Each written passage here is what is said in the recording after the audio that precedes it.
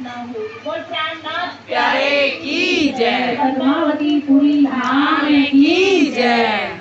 तो इस देहुरी की जो कोई तुलसी खावा, ताई मिले अखंड मुक्ति निज धाम, है ना।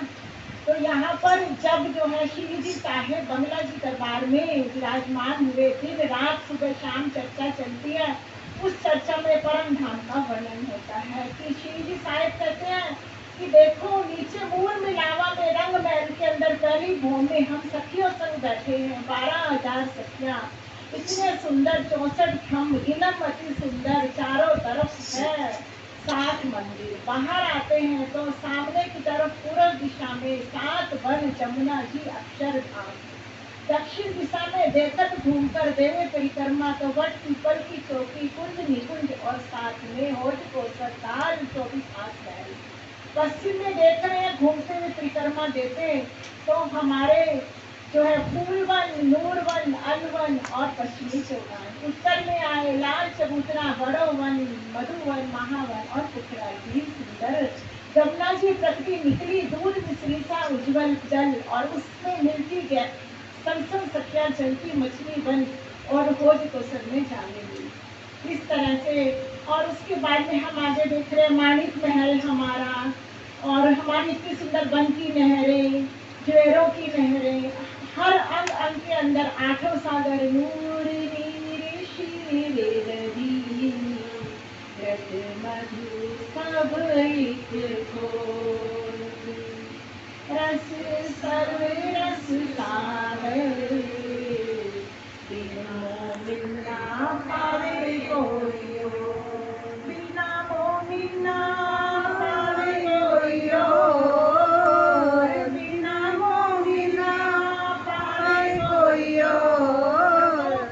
हमारे 8 सागर पूरे 25 पक्ष बिना एक मोमिन के कोई और पा ही नहीं सकता, क्योंकि कौन वारस उसके वो, जिसकी संपत्ति है माता पिता की, पति की जो संपत्ति, उसकी वारिस कौन, या तो पुत्र पुत्री या फिर पत्नियां। तो यहाँ पर हम सारी उनकी अंगनाएं हैं तो हम उनकी वारिस, वो हमारी संपत्ति है। और इसी तरह से चलते हुए हमारा जो है दिन आता है वो, जिसके अंदर में हमारे श्री जी साहेब बैठे हुए हैं सिंहासन के ऊपर, सिंहासन पर बैठे हुए हैं, और बहुत लगी सूरत निज धाम को, लगी सूरत निज धाम को, साथ से करके प्यार, दृष्टि अब श्रीराज में करे लीला नित्य विहार। अब उनकी सुरता जो है परम धाम में लग गई है, सखियों से सुंदर साथ से लाड प्यार कर रहे हैं, और श्री जी के लीला नित्य विहार के अंदर अपने आप को देखने लग गए हैं।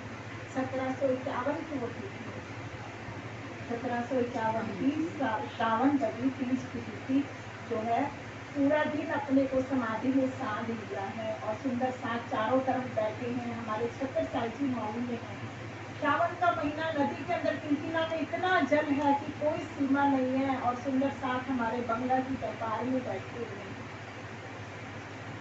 बंगला की दरबार में बैठे हुए हैं, और कोई आवाज नहीं है, किसी तरह की कोई हलचल नहीं है, हवाओं में गर्मी है, उष्णता है, क्योंकि दर्द उनके अंदर भी भर गया है, और जो है पूरा सन्नाटा है। और श्री जी ने 30 के दिन ही वहाँ पर समाधि हल्की सी ले ली है, बैठे हुए हैं, और मऊ में रह रहे हमारे 76 साल जी को वहाँ पर एहसास हुआ कि श्री जी बुला रहे हैं, नदी में उफान आया। रात को ही उठकर अपने बल्ले भाई पर बैठकर चल पड़े हैं, रानी के लाख रोकने पर भी नहीं रुके हैं, और जब वहाँ से चले हैं वो, नदी में उफान बड़ा तेज आया है, नदी में उफान बड़ा तेज आया है। 76 साल की घोड़े पर, 76 साल जी घोड़े पर बैठकर,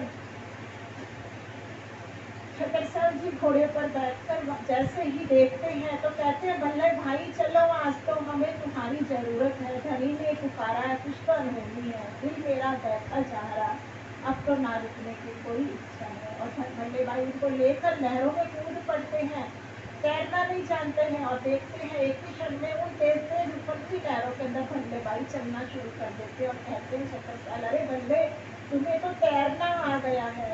और जब वहाँ से पार करके निकलते हैं, पहुँचते हैं दरबार के अंदर, तो जैसे ही अंदर जाते हैं देखते सब जगह सन्नाटा है। ये कुछ समझ नहीं आ रहा है, लेकिन आशंका हो गई है। सब अंदर जैसे ही दरवाजे पे गए तो सभी सुंदर साथ, कोई इधर मुड़क रहा है, कोई उधर, कोई बैठे, एकदम दिलों के अंदर जो है दर्द, सब तरफ छाई उदासी है। और शिव जी के सामने देखते ही इतना विलाप करते हैं देखकर शिव जी को। ओही ओही करती पीड़ा, ओही ओही करती पीड़ा, ओही ओही करती पीड़ा, और करूं हाय हाय। ऐसे करके खूब प्रकट करते और कहती हैं आप आंखें नहीं खोलोगे क्या? आज छट्टा आपका आया है। आप रोज सर पे हाथ रखते हो, हाथों से प्यारी प्यारी हाथ पकड़ के बात करते हो। आज मेरा राज रसिक मुँह से बोलत नहीं, आज मेरा राज रसिक मुँह से बोलत नहीं, मैं कैसे ऐसे चैन पाऊँ? मेरा धनी तो आँख खोल मुझे देखत नहीं। और ऐसे कहते कहते बहुत भी लगते हैं, और जब नहीं बोलते हैं तो अपनी कटारी को खींच कर निकालते हैं तलवार को, और निकाल कर गले पर धरते हैं। जैसे ही छट्टा पकड़ते हैं श्री राजनाथ, क्या इतना ही तुम मोह को जानत हो? मैं तो कहीं गया नहीं, तेरे अंदर ही तो बैठा हूँ। कहते मुझे कैसे समझ में आए कि आप मेरे अंदर बैठे हो?